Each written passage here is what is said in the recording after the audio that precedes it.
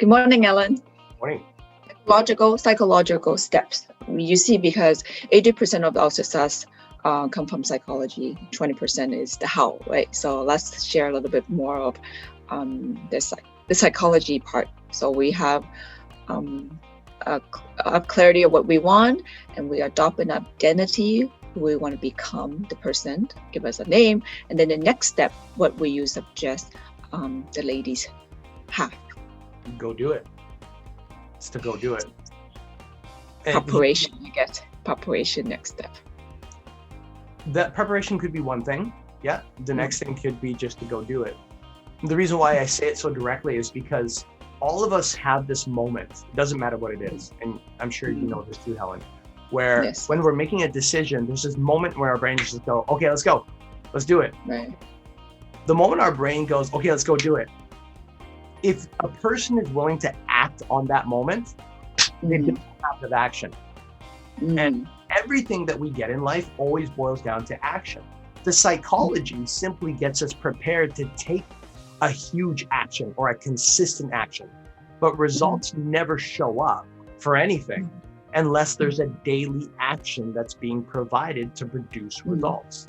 The reason why we talk about the psychology is because a lot of people will stop in the beginning. They'll stop halfway through. They'll stop 3/4 way through because they just don't have the emotional drive to make that thing happen.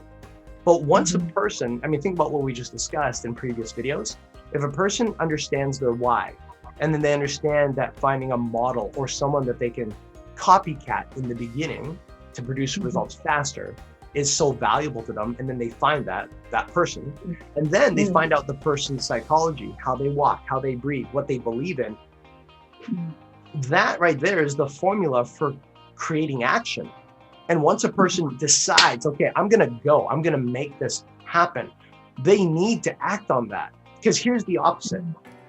The brain goes, crap, it's time to go. The body goes, let's go. And then 20 seconds later, we're like, oh, maybe we should. No.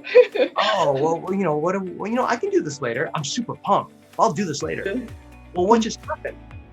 We've just conditioned the brain to go, I'm excited, but I won't take action. And that's what leads to a lot of disappointment for a lot of people, is when they want to do something, they get that initial drive to go, and then they don't move forward. But the crazy part is that failing or feeling like a failure is never just from that one moment. It's from a consistency of having moments like that, of just like, okay, let's make it. I get it. I'm not just going crazy, and I'm not just going to jump out in the world and just do crazy stuff, but I know why. I know how I'm going to do this. I have an idea at least, but then they don't go do it. That happens one time. Okay. Happens 2 times. I don't know, 3, 4, 5, 10, 20 times. All of a sudden, a person starts to build the identity of, I get excited, but then I don't take action.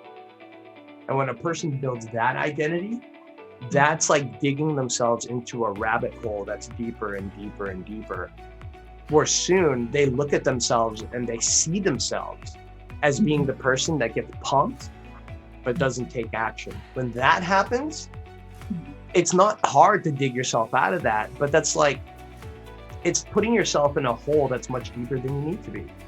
So that's why we usually recommend at least do something. So for example, if this is about a fitness example, just go to a gym. Well, what if I don't know what to do? Well, go pull up YouTube and go watch it at the gym. Well, what if I don't have a membership? Go pay a drop it. What if I don't have any gym memberships like anywhere? Well, then what if nothing's open? Okay, turn on. Go for a walk. Go for a run. There's 1.5 ways, or maybe 100 ways, maybe 20 ways. How many ways do we need to get going, right? All we need is something where we can move. And as long as you're moving, you're building the habit of moving. I find it's better to move and figure it out along the way than to try to just figure it all out in the beginning, only to try to follow the plan from A to Z and then get disappointed because we find out that the plan doesn't really work out the way we planned it.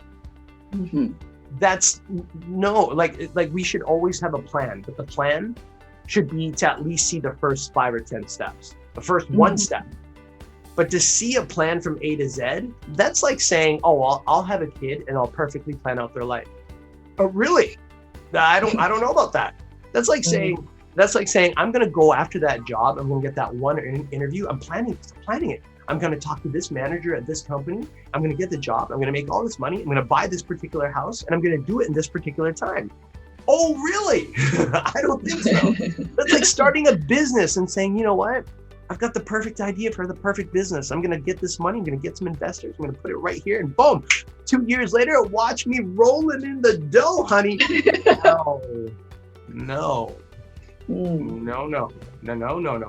Right? Everything valuable in life tends to unfold, but it only unfolds in front of us when we move in the direction of that goal. So The that's process. why, it's so important to start that process versus try to just keep it all in our head. Like sometimes we still need stuff in our head, right?